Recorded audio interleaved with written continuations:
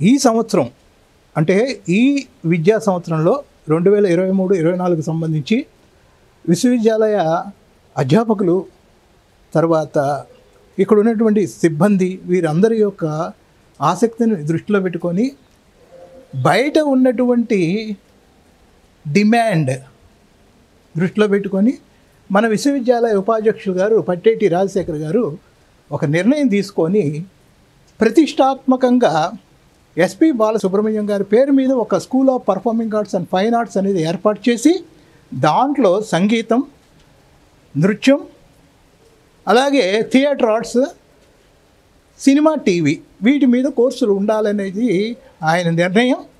ఆయన నిర్ణయించుకున్న దాని ప్రకారం మిగతా యంత్రాంగాన్ని యొక్క సపోర్ట్ తీసుకొని ఈ కోర్సుని గత 9 నెలలుగా మొదలుపెట్టి చేయటం జరిగింది.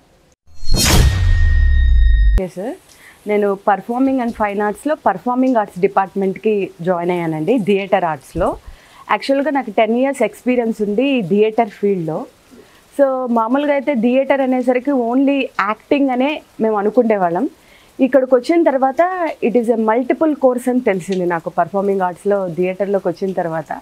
ఎందుకంటే యాక్టింగ్ ఒకటే కాదు, in the mean time dance, music and martial arts కూడా దీనికి సపోర్ట్ ఉంటుంది అని తెలుసుకోగలిగాను. ఇంకొక విషయం ఏంటంటే థియేటర్ అనగానే ఓన్లీ యాక్టింగ్ అన్నారు కదా, దాంతోపాటు ఏంటంటే కమ్యూనికేషన్, మార్కెటింగ్ స్కిల్స్ వాటికి కూడా ఉపయోగపడుతుంది మా థియేటర్ అని తెలుసుకోగలిగాను. యాక్చువల్గా బయట జాబ్స్కి వెళ్ళాలి అంటే కమ్యూనికేషన్ లేకుండానే కొంచెం ప్రాబ్లం అవుతుంది. సో ఇక్కడికి వచ్చిన తర్వాత అది తెలుసుకోగలిగాను. ఇంకా ఈ థియేటర్ అనేది ఎక్కడెక్కడ ఉపయోగపడుతుందో అని తెలుసుకోగలిగాను. లైక్ థియేటర్ థెరపీ ఒకటి, ఎడ్యుకేషన్ త్రూ థియేటర్, పిల్లలకి కొంచెం బ్యాక్వర్డ్గా చదువుకునే పిల్లలకి ఈ థియేటర్ త్రూ ఎడ్యుకేషన్ అనేది చాలా ఉపయోగపడుతుందని మేము తెలుసుకోగలిగాం. ఇక్కడికి వచ్చాక వీఆర్ అండర్ ట్రైనింగ్ జరుగుతూ ఉంది, ముందు ముందు ఇంకా నేర్చుకుంటాం.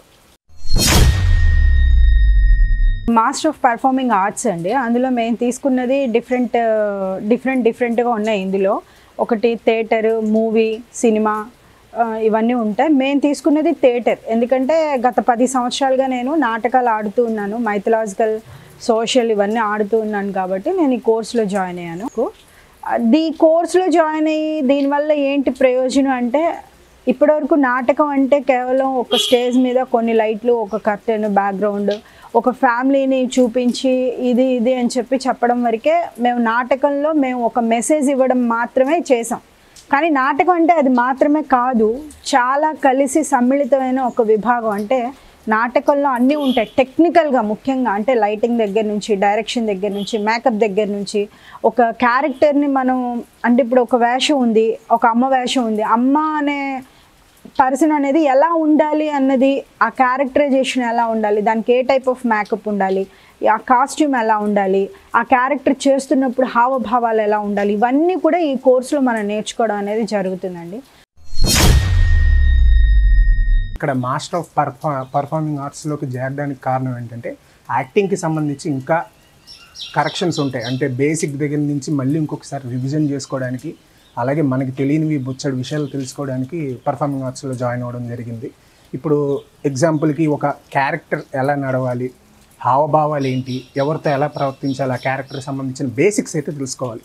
ఆ తర్వాత ఇంకా కొన్ని కరెక్షన్స్ కానీ, లేకపోతే డిక్షన్స్, బాడీ లాంగ్వేజెస్ మీద, హ్యాండ్ మూమెంట్స్ కానీ, ఫిజికల్ మూమెంట్స్, ఇవన్నీ చేంజెస్ తెలుసుకోవడం కోసం జాయిన్ అవ్వడం జరిగింది సార్.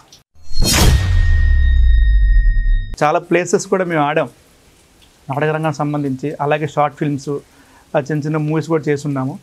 ఇకపోతే ఈ యూనివర్సిటీకి సంబంధించి మేము ఎందుకంటే జాయిన్ అయింది, మేము ఎంత నేర్చుకున్నా, ఎంత చేసినా అక్కడ ఒక గురువు లేనిదే దానికి పరిపూర్ణత రాదు. అంటే శాస్త్రీయంగా నేర్చుకోవటం వేరు, ప్యాషన్ కొద్ది నేర్చుకోవటం వేరు.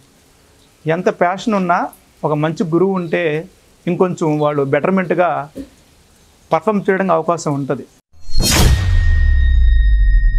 నేను బీటెక్ చదివాను, కానీ నాకు ఇంట్రెస్ట్ ఏంటంటే డైరెక్షన్ మీద ఇంట్రెస్ట్ ఎక్కువ ఉండేది.